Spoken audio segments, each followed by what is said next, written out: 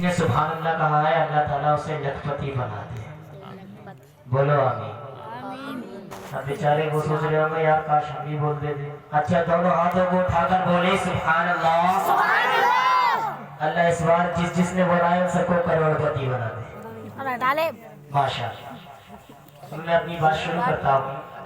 ممبر نور پر جب وقار وقار معزز علماء کرام شاعر اسلام شاعر ہندوستان مولانا ریحان کمالی صاحب قبلہ، میرے استاد مولانا انوار رضا صاحب قبلہ، اور میرے عزیز بڑے برادر مولانا رفیع صاحب قبلہ، اور میں نام سے واقف نہیں، بس یہ شعر پڑھ کر آگے بڑھ رہا ہوں. کس کس کا نام لوں کس کس کو چھوڑ دوں، جو ذرہ جہاں ہے وہی آفتاب ہے، جو ذرہ جہاں ہے وہی آفتاب ہے. الحمدللہ الحمدللہ وکفا وسلام علی عبادہ الذین اصطفیٰ. اما بعد فاعوذ باللہ من الشیطان الرجیم. بسم اللہ الرحمن الرحیم. الا ان اولیاء اللہ لا خوف علیہم ولا هم يحزنون. صدق اللہ مولانا العظیم وبلغنا رسولہ النبی الکریم ونحن على ذلك لمن الشاہدین والشاکرین والحمد للہ رب العالمین. تڑپ کر بولے سبحان اللہ. اب میں آپ سبھی حضرات کے لیے دعا کرتا ہوں، انشاءاللہ آمین کا طلبگار ہوں. آپ سبھی حضرات آمین بولیں. یا الہی ہے جگہ تیری عطا کا ساتھ ہو. یا الہی ہے جگہ تیری عطا کا ساتھ ہو.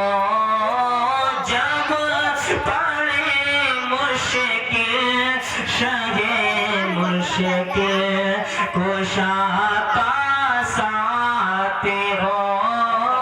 جب پڑے مشکل شہ مشکل کشا کا ساتھ ہو.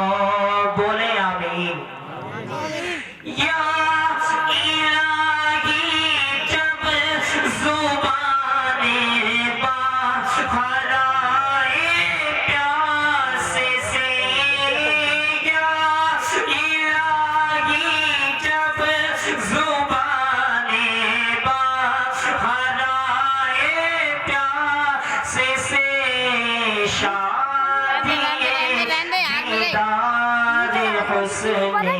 مصطفیٰ کا ساتھ ہو. سادیے دیدار حسن مصطفیٰ کا ساتھ ہو. برکت درود پاک کا ہدیہ پیش کریں. اللہم صلی علی سیدنا و شفینا نبینا حبیبنا مولانا محمد مبارک وسلم. صلو علیہ صلاۃ و سلام علیک یا رسول اللہ صلی اللہ تعالی علیہ وسلم. منقبت کے چند اشعار وہ سے پاک کے حوالے سے سماعت فرمائیں. میری اس لائق آواز تو نہیں کہ میں کچھ گنگنا سکوں، لیکن تڑپ ہے بس جو جینے نہیں دیتی. شاید تڑپ ہے جو جینے نہیں دیتی. سماعت فرمائیں. ہے گو سے آزم ہے گو سے آزم ہے گو سے آزم سبھی سے نرانے. سبحان اللہ. ہے گو سے آزم سبھی سے نرانے. ہے گو سے آزم سبھی سے نرانے. بغدادی والے بغدادی والے ہے گو سے آزم سبھی سے نرانے. بغدادی والے بغدادی والے ہم سے غریبوں کو ہم سے غریبوں کو ہم سے غریبوں کو ہے وہ سنبھالے.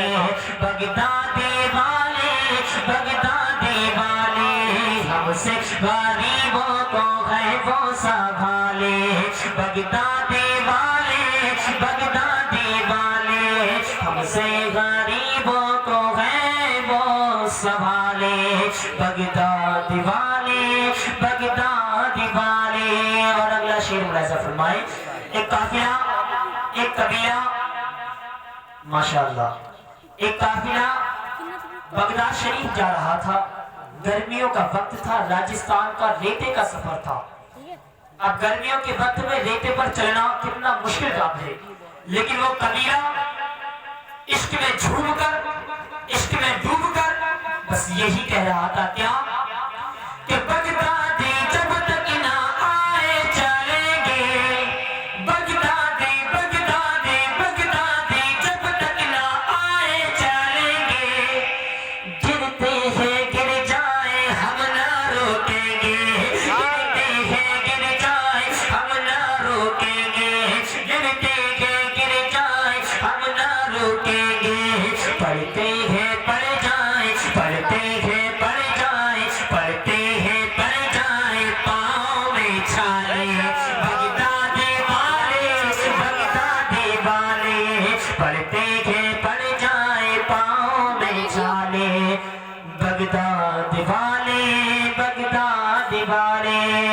اب میں بہت تیزی کے ساتھ اپنی بات شروع کر رہا ہوں. درود پاک کا ہدیہ پیش کریں. اللہم صلی علی سیدنا و شفیعنا نبینا حبیبنا مولانا محمد وبارک وسلم. صلاۃ و سلام علیک یا رسول اللہ صلی اللہ تعالی علیہ وسلم. اللہ رب العزت قرآن پاک میں ارشاد فرماتا ہے الا ان اولیاء اللہ لا خوف علیہم ولا هم يحزنون. اللہ کے ولیوں کو نہ کسی بات کا خوف ہوتا ہے اور نہ کسی بات کا ڈر.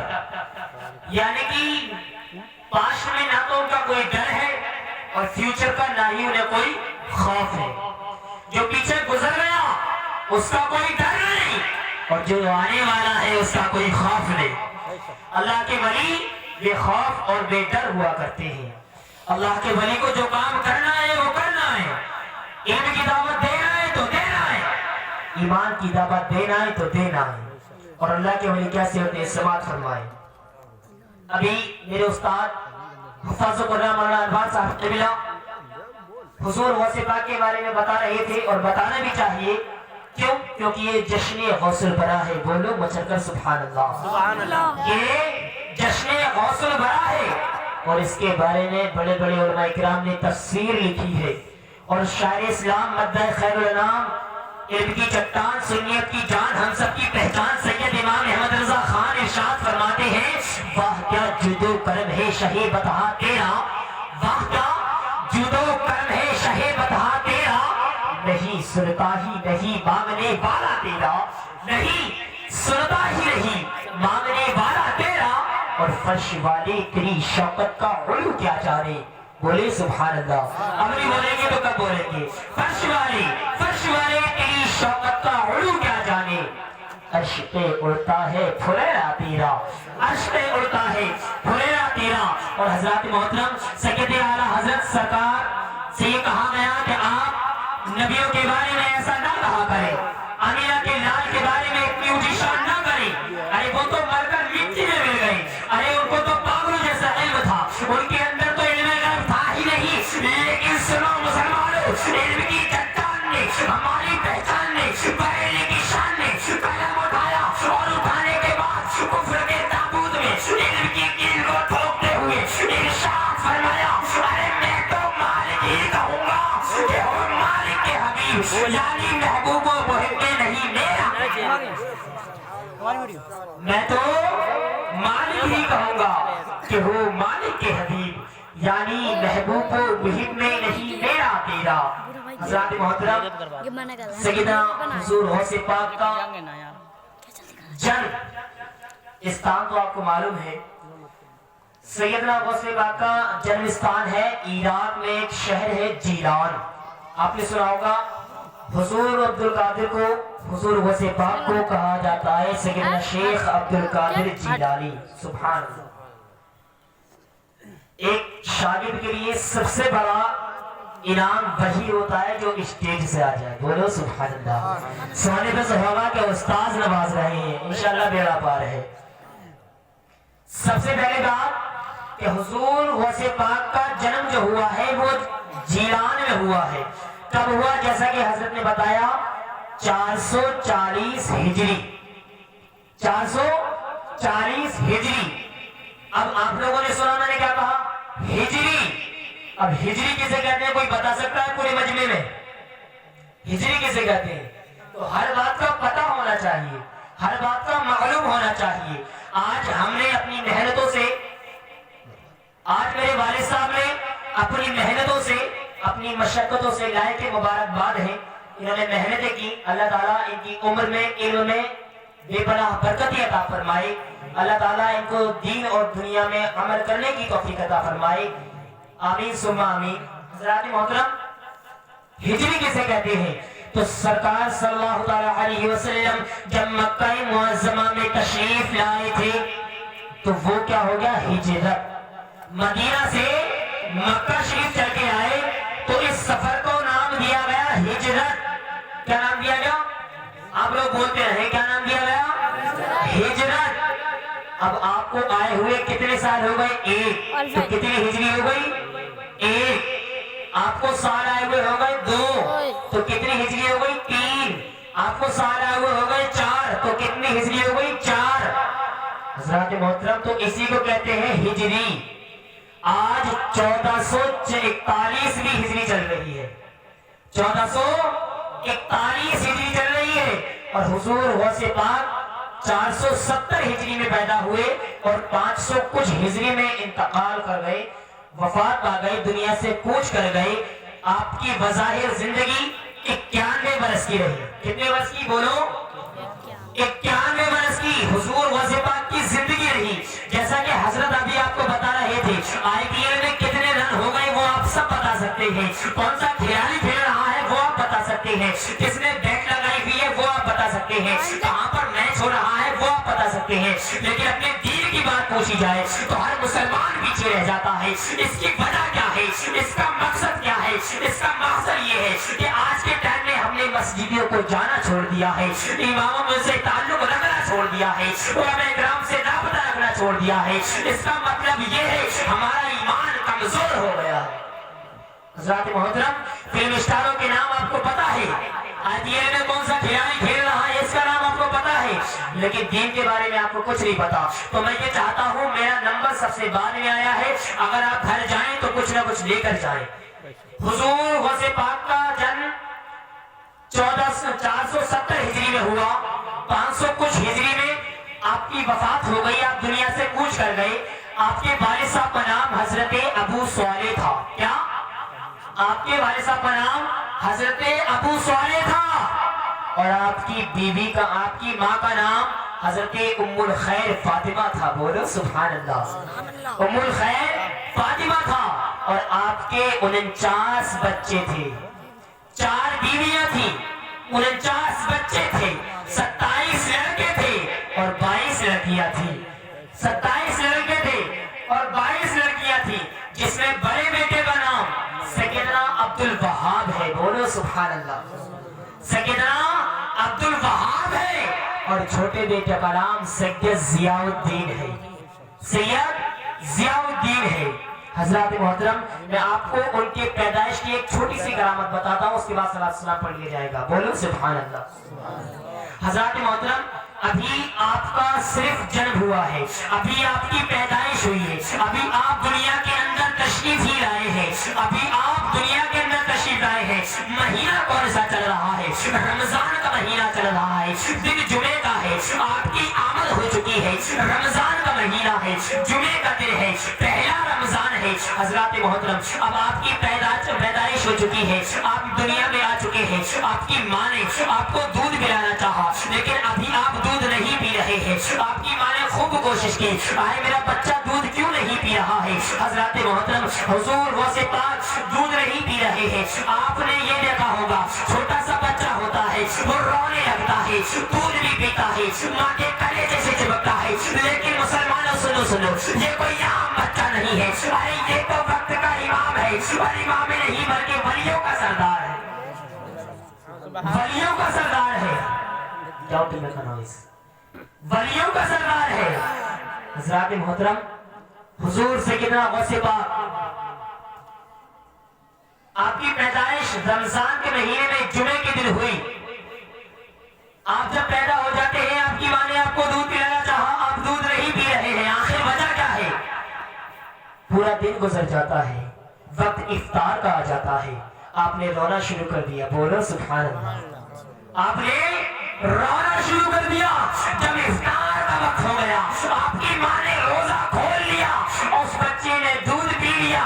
قسم خدا کی مسلمانوں، اسی طریقے سے روزے چلتے رہے۔ اب آخر میں 29ویں رمضان پر یہ مسئلہ اٹک گیا کہ عید کون سے دن ہونی چاہیے، 30 رمضان ہونے چاہیے یا 29 روزے ہونے چاہیے۔ کچھ لوگ تو یہ کہہ رہے تھے، جو روزے نہیں رکھنے والے تھے، جنہیں روزے نہیں رکھنے تھے، وہ یہ کہہ رہے تھے کہ 29 روزے ہو جائیں، عید کل کی ہو جائے، اور جو روزے رکھنے والے تھے وہ یہ کہہ رہے تھے کاش 30 روزے ہو جاتے۔ حضرات محترم سنو، مسجد کے امام صاحب کے پاس جاتے ہیں، ان سے کہتے ہیں امام صاحب بتاؤ عید کب کی ہے؟ حضرات محترم امام صاحب بھی کشمکش میں ہے، وہ بھی نہیں بتا پا رہے ہیں عید کل کی ہے یا آج ہے، 29 روزے ہونے والے ہیں یا 30 روزے ہونے والے ہیں۔ اب ایک نے کہا ارے سنو، سید زادوں میں، سیدوں کے یہاں ایک بچہ پیدا ہوا تھا جو پہلے رمضان کو ہوا تھا، پہلے رمضان سے ہی اس نے روزے رکھنے شروع کر دیے ہیں،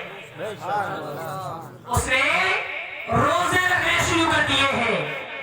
چلو آج اگر اس نے دودھ پی لیا ہے تو آج عید ہے، اور دودھ نہیں پیا ہے تو کل عید ہے۔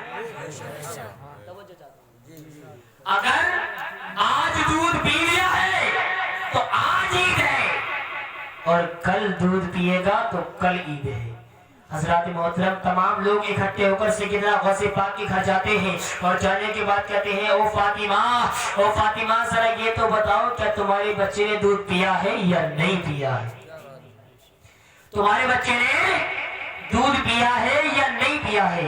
حضرات محترم سنو، سید زادی نکل کر آتی ہے، باپ پردہ ہو کر آتی ہے اور کہتی ہے لوگوں سنو، میرے بیٹے نے دودھ پی لیا، میرے بیٹے نے دودھ پی لیا ہے، یعنی کہ عید آج ہونی چاہیے۔ اب میں آپ لوگوں سے پوچھنا چاہتا ہوں، بچے تو آپ کے یہاں بھی ہوتے ہیں، بچے تو آپ کے گھر بھی ہوتے ہیں، ذرا مجھے یہ تو بتاؤ، ارے جو بچہ پہلے دن پیدا ہوا ہو اور پہلے دن میں ہی اس نے روزہ رکھ لیا ہو، ارے اس بچے کو ٹائم کا کیا معلوم ہے؟ ٹائم تو چھوڑو، اسے یہ کیا پتا ہے کہ یہ مہینہ کون سا چل رہا ہے؟ ارے اسے یہ کیسے پتا ہے کہ اب افطار کا وقت ہو چکا ہے؟ ارے وہ یہ کیسے جانتا ہے کہ اب سحری کا وقت ہو چکا ہے؟ لیکن مسلمانوں سنو، حضرت غوث پاک نے پیدائش کے وقت بتا دیا، اور لوگوں سنو، میں کسی سے پوچھنے نہیں بلکہ تمہیں بتانے آیا ہوں، میں تمہیں